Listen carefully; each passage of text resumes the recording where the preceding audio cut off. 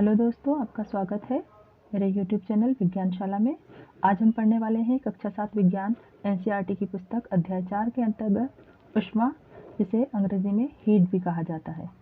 अध्याय 3 में हमने जानतर रेशों के अंतर्गत ऊनी वस्त्रों के बारे में पढ़ा था कि जो हमें ठंड से बचाते हैं और हमें गर्म रखते हैं, और जबकि गर्मी के दिनों में हम हल्के रंग के सूती वस्त्र पहनना ज़्यादा पसंद करते हैं। ठंड के दिनों में हमें धूप में बैठना अच्छा लगता है और गर्मियों के दिनों में गर्मी से बचने के लिए हम पंखे या कूलर की हवा में राहत पाते हैं। अब आप ये जानने को उत्सुक होंगे कि हमें ठंडा या गर्म कैसे महसूस होता है। दोस्तों, आप अपनी डेली लाइफ में कई चीज़ों का प्रयोग करते हैं, जैसे गर्म दूध पीते हैं, चाय पीते हैं या ठंडी आइसक्रीम खाते हैं। इन सभी वस्तुओं को छूने पर हमें उनके गर्म या ठंडे होने का आभास होता है। यह हमारी त्वचा के माध्यम से हमें अनुभव होता है। अतः हमारी जो त्वचा होती है वह एक संवेदी अंग है। आपकी पुस्तक में एक तालिका दी गई है जिसमें कुछ गर्म और ठंडी वस्तुओं का विवरण दिया गया है। आपको उसको पहचान कर उसके आगे राइट का टिक करना है। पहले उदाहरण में आइसक्रीम, इसके आगे राइट का टिक लगा है क्योंकि हमें पता है ये छूने में हमें ठंडी महसूस होती है। दूसरी वस्तु में चाय के प्याले में रखी हुई चम्मच, अगर हम छूते हैं तो वो हमें गर्म महसूस होगी। तीसरा, फलों का रस ठंडा होता है।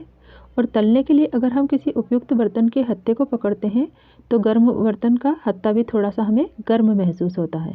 आइए हम एक प्रयोग करके देखते हैं। सबसे पहले हम 3 बर्तन लेंगे और उन पर ABC मार्क लगाएंगे। ए वाले मग में हम ठंडा पानी भरेंगे, बी वाले में हम गर्म पानी लेंगे और सी वाले मग में हम गर्म और ठंडे पानी का मिश्रण भरेंगे। अब आप अपना बायां हाथ ए मग में डुबाइए और दायां हाथ बी मग में डुबाइए। आपको क्या महसूस होता है? आपको महसूस हो रहा होगा कि आपका बायां हाथ ठंडा हो गया है और दायां हाथ आपका गर्म हो गया है। अब दोनों हाथों को निकाल कर सी मग में डुबाइए। अब आपको कैसा महसूस हो रहा है? आपको लग रहा होगा कि जो आपका हाथ ठंडा था वो थोड़ा गर्म हो रहा है और जो हाथ गर्म था वो ठंडा महसूस हो रहा होगा। स्पर्श के माध्यम से हम वस्तु को गर्म या ठंडा तो अनुभव कर सकते हैं, परंतु यह निश्चित तौर पर नहीं बता सकते कि उसका वास्तविक तापमान कितना है। इसके लिए हमें तापमापी की आवश्यकता होती है। अंग्रेजी में इसे थर्मामीटर कहा जाता है। क्या आप लोगों ने तापमापी या थर्मामीटर देखा है? याद कीजिए, कभी आपको बुखार आया हो और आपके पेरेंट्स आपको डॉक्टर के पास लेके गए होंगे, तो डॉक्टर ने थर्मामीटर से आपका बुखार मापा होगा। इसे डॉक्टरी थर्मामीटर या क्लिनिकल थर्मामीटर कहते हैं। इस चित्र को देखिए, यह एक डॉक्टरी थर्मामीटर है। यह कांच का बना होता है। नीचे इसका एक फुला हुआ भाग होता है जिसमें मरकरी या पारा भरा होता है। ताप को मापने के लिए इस पर एक स्केल या मापक्रम भी होता है और इसे सेल्सियस स्केल कहा जाता है। इसे डिग्री सेल्सियस द्वारा दर्शाते हैं। ताप को फ़ारेनहाइट स्केल के माध्यम से भी मापा जाता है। तापमापी पर सेल्सियस स्केल और फ़ारेनहाइट स्केल दोनों अंकित होते हैं। डॉक्टरी थर्मामीटर के माध्यम से हम 35 डिग्री सेल्सियस से लेकर 42 डिग्री सेल्सियस तक अथवा 94 डिग्री फ़ारेनहाइट से लेकर 108 डिग्री फ़ारेनहाइट तक ताप का मापन कर सकते हैं। एक स्वस्थ मानव का शारीरिक ताप 37 डिग्री सेल्सियस या 98.6 डिग्री फ़ारेनहाइट होता है। डॉक्टरी थर्मामीटर केवल मानव शरीर का ताप मापने के लिए डिज़ाइन किया गया है और इसकी रेंज 35 डिग्री सेल्सियस से लेकर 42 डिग्री सेल्सियस होती है। मानव शरीर के अलावा अन्य वस्तुओं का ताप मापने के लिए प्रयोगशाला तापमापी का प्रयोग किया जाता है। इस तापमापी की रेंज -10 डिग्री सेल्सियस से लेकर 110 डिग्री सेल्सियस तक होती है। आइए अब देखते हैं कि इसका प्रयोग कैसे किया जाता है। इसके लिए हम एक प्रयोग करते हैं कि एक बीकर में हम गर्म पानी लेते हैं और उसमें तापमापी के बल्ब को डुबाते हैं और इसे सीधा पकड़कर रखते हैं और इस बात का ध्यान रहे कि यह बीकर की तली को ना छुए। हम देखते हैं कि पारा नली में ऊपर की तरफ चढ़ने लगता है। हम थोड़ी देर तक इंतज़ार करते हैं। जब तापमापी में ताप की रीडिंग स्थिर हो जाती है, अर्थात पारे का ऊपर चढ़ना रुक जाता है, तो हम उस ताप की रीडिंग को नोट कर लेते हैं। तापमापी का तीसरा प्रकार है डिजिटल थर्मामीटर।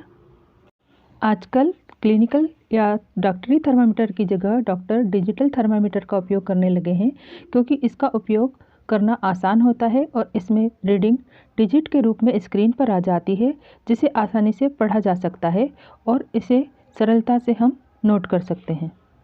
और हाँ, इसमें पारे के स्थान पर धातु का उपयोग होता है, क्योंकि पारा एक विषाक्त पदार्थ है जो कि अगर हमारे शरीर में चला जाए तो विभिन्न प्रकार के रोग उत्पन्न करता है। अब हम पढ़ेंगे कि ऊष्मा का स्थानांतरण कैसे होता है।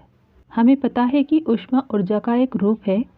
आपने देखा होगा कि जब किसी बर्तन को चूल्हे पर रखकर गर्म किया जाता है तो वह धीरे धीरे गर्म होकर ऊष्मा को अपने में सोख लेता है, और जब उसे नीचे उतारा जाता है तो वह धीरे धीरे ठंडा होने लगता है और उस बर्तन की ऊष्मा परिवेश में स्थानांतरित हो जाती है।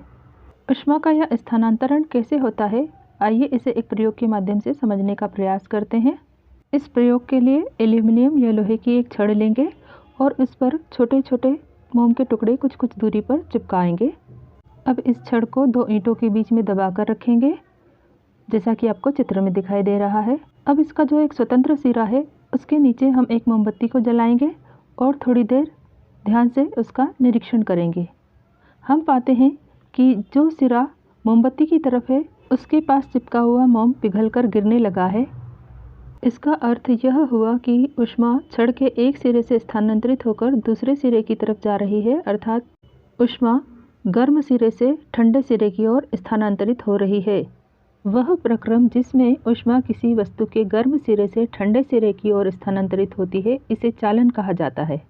क्या सभी पदार्थों में ऊष्मा का चालन होता है? इसे समझने के लिए हम कुछ प्रयोग करके देखते हैं। हम एक बीकर लेंगे और उसमें गर्म पानी भर देंगे, फिर उसमें एक पेंसिल, एक प्लास्टिक का स्केल और एक धातु का चम्मच डालेंगे। कुछ देर प्रतीक्षा करने के बाद हम उसको छूकर देखेंगे तो हम देखते हैं कि स्केल का दूसरा सिरा और पेंसिल का दूसरा सिरा गर्म नहीं हुआ है, जबकि धातु का दूसरा सिरा हमें गर्म महसूस होता है। ऐसे पदार्थ जो अपने में से ऊष्मा को आसानी से जाने देते हैं उन्हें ऊष्मा का चालक कहा जाता है। इसका उदाहरण है एल्यूमिनियम, कॉपर, लोहा। और कुछ पदार्थ ऐसे होते हैं जिनमें से ऊष्मा आसानी से प्रवाहित नहीं हो पाती, उन्हें ऊष्मा का कुचालक कहा जाता है। इसका उदाहरण है प्लास्टिक एवं लकड़ी। ऊष्मा के स्थानांतरण की यह विधि संवहन कहलाती है। आइए इसे एक प्रयोग के माध्यम से समझते हैं। इस प्रयोग के लिए हम एक गोल पेंदे वाले फ्लास्क को या बीकर को ले सकते हैं, जिसको कि हम तिपाई स्टैंड पर रखेंगे और उसमें पानी भर देंगे। अब पानी के स्थिर होने के पश्चात स्ट्रॉ की सहायता से हम पोटेशियम परमैंगनेट के कुछ क्रिस्टल को तली में डालेंगे। अब तिपाही स्टैंड के नीचे हम एक मोमबत्ती जलाएंगे। अब तली का पानी गर्म होकर ऊपर की तरफ उठने लगता है और गर्म जल के आसपास का ठंडा जल उसका स्थान लेने के लिए आ जाता है। फिर यह जल भी जब गर्म हो जाता है तो ऊपर की तरफ चला जाता है और उसके आसपास का जल नीचे की तरफ आ जाता है। यह प्रक्रिया तब तक चलती रहती है जब तक कि सारा जल गर्म नहीं हो जाता। इसी को हम संवहन कहते हैं। आइए संवहन की प्रक्रिया को समझने के लिए एक और प्रयोग करें। इसमें हम एक मोमबत्ती को जलाएंगे और अपने हाथ की एक हथेली को ऊपर की तरफ तथा दूसरी हथेली को साइड की तरफ रखेंगे, जैसा कि चित्र में दिखाया गया है। वह हथेली जो ऊपर की ओर है हमें गर्म महसूस होती है, जबकि साइड वाली हथेली की तरफ हमें कोई अनुभव नहीं होता। इस प्रयोग से स्पष्ट होता है कि वायु गर्म होकर ऊपर की तरफ उठती है। अब हम पढ़ेंगे कि समुद्र समीर और थल समीर क्या होता है। समुद्र के तटीय क्षेत्र में रहने वाले लोग एक मनोरंजक अनुभव को महसूस करते हैं कि दिन के समय में स्थल जल की अपेक्षा तेजी से गर्म हो जाता है और स्थल के ऊपर की वायु गर्म होकर ऊपर उठती है। इसका स्थान लेने के लिए समुद्र की ओर से ठंडी वायु स्थल की ओर बहती है। चक्र को पूरा करने के लिए स्थल की ओर की गर्म वायु समुद्र की ओर बह जाती है। समुद्र की ओर से आने वाली वायु को समुद्र समीर कहते हैं। समुद्र समीर की ठंडी वायु का लाभ उठाने के लिए तटीय क्षेत्र में रहने वाले लोग अपने मकानों की खिड़कियां समुद्र की ओर बनाते हैं। रात्रि में यह प्रक्रम विपरीत हो जाता है। समुद्र का जल स्थल की अपेक्षा धीमी गति से ठंडा होता है, इसलिए स्थल की ओर से ठंडी वायु समुद्र की ओर बहती है। यह थल समीर कहलाती है। जब हम धूप में खड़े होते हैं तो हमें गर्माहट का अनुभव होता है, तो सूर्य की ऊष्मा हम तक कैसे पहुंचती है? क्योंकि यहाँ चालन और संवहन तो हो ही नहीं सकता, क्योंकि इन दोनों में माध्यम की आवश्यकता पड़ती है, तभी ऊष्मा का स्थानांतरण हो सकता है। सूर्य से ऊष्मा एक अन्य प्रक्रम के द्वारा हम तक पहुंचती है, जिसे विकिरण कहते हैं। यह विकिरण द्वारा ऊष्मा का स्थानांतरण हो सकता है। जब हम किसी हीटर के सामने बैठते हैं तो विकिरण के माध्यम से ही हमें गर्माहट महसूस होती है। अब हम पढ़ेंगे सर्दियों एवं गर्मियों में हम किस प्रकार के वस्त्र पहनते हैं। गर्मियों में हम ज़्यादातर हल्के रंग के वस्त्रों को पहनना पसंद करते हैं, जबकि सर्दियों में हम गहरे रंग के वस्त्र पहनते हैं। आइए जानें इसका क्या कारण है।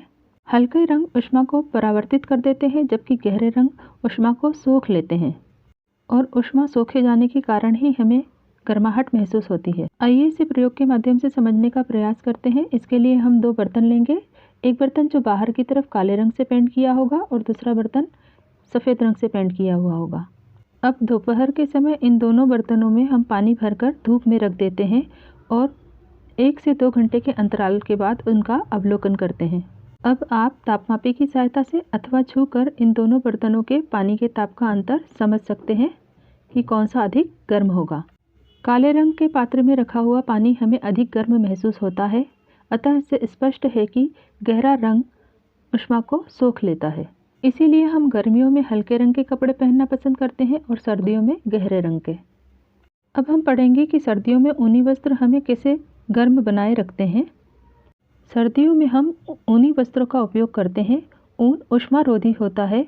ऊन के रेशों के बीच में वायु ट्रैप हो जाती है या फंस जाती है और यह वायु हमारे शरीर की गर्म ऊष्मा को बाहर ठंडे परिवेश के संपर्क में आने से रोकती है। ये ऊनी वस्त्र में हमें गर्माहट का अनुभव होता है। तो दोस्तों, आज हमने अध्याय 4 ऊष्मा के अंतर्गत पढ़ा कि ऊष्मा में हमें गर्म और ठंडी चीज़ें कैसे महसूस होती है, ताप का मापन कैसे किया जाता है, तापमापी कितने प्रकार के होते हैं, ऊष्मा का स्थानांतरण कैसे होता है, सर्दियों में हम गहरे रंग के वस्त्र और गर्मियों में हल्के रंग के वस्त्र क्यों पहनते हैं, ऊनी वस्त्रों से हमें सर्दियों के दिनों में गर्माहट का अनुभव क्यों होता है। आशा है आपको चैप्टर पूरा अच्छे से लर्न हो गया होगा। अगर इस चैप्टर का कोई भी पार्ट आपको समझ में ना आया हो तो वीडियो को दोबारा रिवर्स करके आप उसे समझ सकते हैं। चैप्टर के अंत में कुछ प्रश्न दिए गए हैं, इन्हें सॉल्व करने का प्रयास कीजिएगा। मिलेंगे हम फिर नेक्स्ट वीडियो में। अगर आप इस चैनल पर नए हैं और आपने अभी तक मेरा चैनल सब्सक्राइब नहीं किया है तो प्लीज़ इसे सब्सक्राइब कर लीजिए और अपने फ्रेंड्स के साथ ज़रूर शेयर कीजिए। Thank you for watching.